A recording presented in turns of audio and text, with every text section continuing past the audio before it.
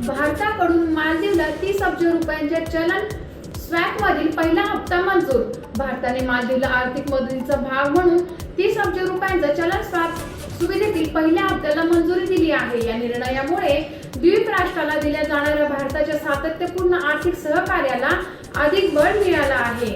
माले येथील भारतीय उच्चायुक्तालयाने दिलेल्या माहितीनुसार ही रक्कम भारतीय रिझर्व्ह बँक आणि मालदीव सरकार यांच्यात ठरवलेल्या 7 चलन स्वॅप फ्रेमवर्क अंतर्गत पहिल्या ड्रॉट आउटचा भाग आहे। या सुविधेमुळे मालदीवला परकीय चलनाची तरलता वाढवण्यासाठी मदत होणार आहे।